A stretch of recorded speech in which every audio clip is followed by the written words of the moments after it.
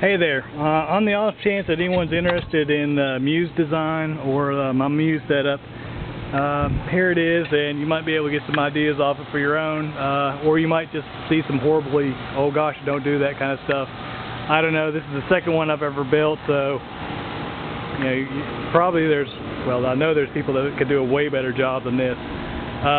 Looking at the base, this is a kind of a cement block foundation. There used to be a shed here, and what I've done was remove the shed, and then the base, there's a square made out of 4x4 by 8, so it's an extremely solid base. No worries about that going anywhere at all. You can see the PVC. This is 3/4 inch PVC pipe with 1/2 inch metal conduit inside to give it extra rigidity, and there's a backup in case one of these bars fails. These are spaced far enough so if one bar did fail, your bird would probably be able to squeeze out, and that wouldn't be good. And as all falconers know, Murphy's Law is always waiting for you and your bird. There's 2x4s at the base. They've got holes drilled in them. I don't know the exact spacing. And then there's another one about 2.5 feet up, another one about 6 feet up, and a final one at the very top, and that's capped off with another 2x4, and that just basically gives all kinds of security for these bars to help enhance the rigidity and lessen the likelihood of there being a failure. There's a cross beam on the front, and that's to add to structural integrity of the wall panels. And here's the side, the door, we'll get to that in a second. Here's the back of the Mews, and it's just a simple 4x8 sheets put onto there.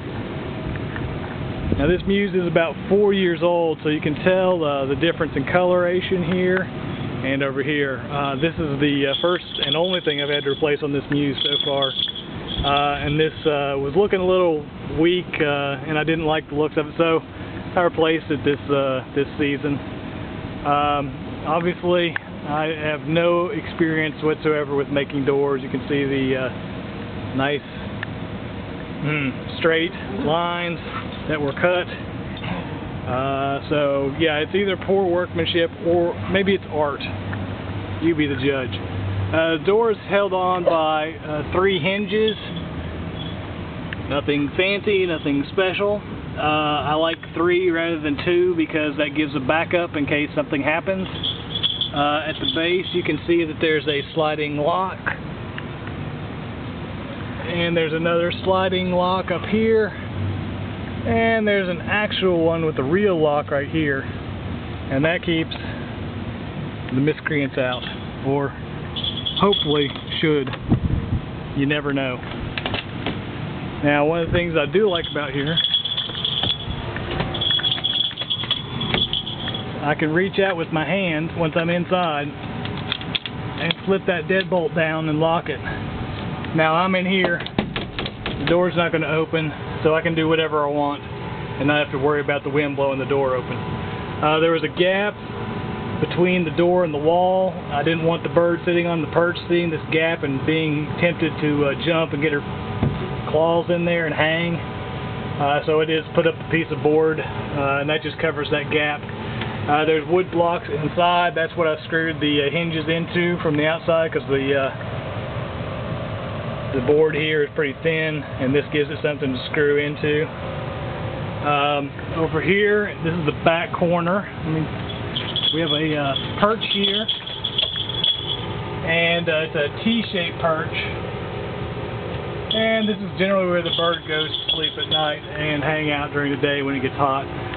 You can see that there's a black corrugated plastic above it, and that helps to keep the sun out and keep it nice and dark at night, because there's a street light not too far from here.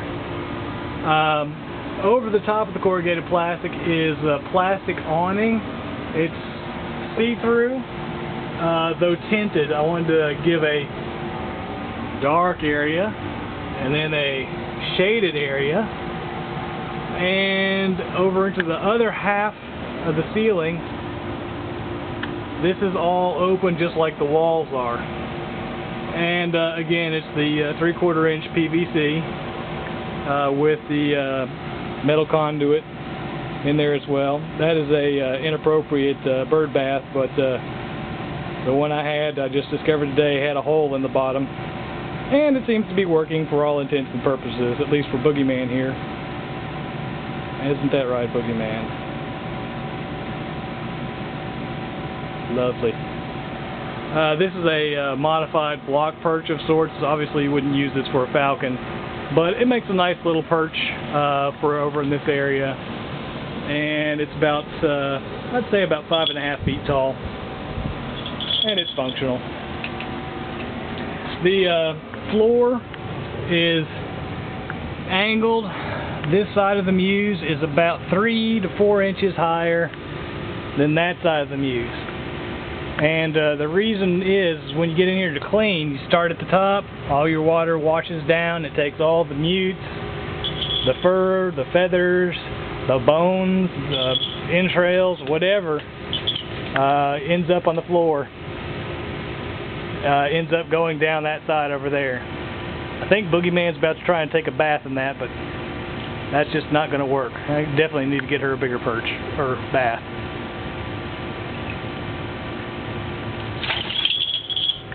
Yeah. And what else we need to get? Oh, the floor. This is an 8x8 Mews, and the floor is completely covered with this rubberized mat. You can pick this up at like Home Depot or Lowe's, other office supply or Home Depot supplies or whatever. It gives a nice cushion for your bird. You can see all the puncture wounds in there from past birds.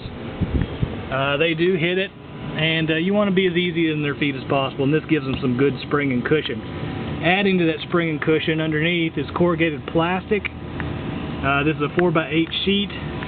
The 4x8 sheets run this way, and the top sheet overlaps a second sheet down here, so if water ever does get underneath, it runs down the one and then runs down the other, and keeps it up off of the wood floor panels, which are underneath the corrugated plastic. Right down there. Now there are 2 layers of wood paneling down there, and that's just because one just didn't seem quite enough to me, even though it probably was. But it was from the old Mews, and the wood was a little tired, so I thought it would be a good idea to strengthen that a little bit. That is essentially it. This Mews has been up for about 4 years. Basically all I do to it maintenance wise is scrub it down, every now and then bleach it out, and usually once or twice a year get a bird standing on my head, and I hit it with some sorry, checking for blood. We're good. Just check it every now and then for you know, wear, and test out the PVC pipes, and make sure you hit it with a weather waterproofing. I'd say at least once or twice a year. I usually go through about 2 to 4 gallons of it. So anyway,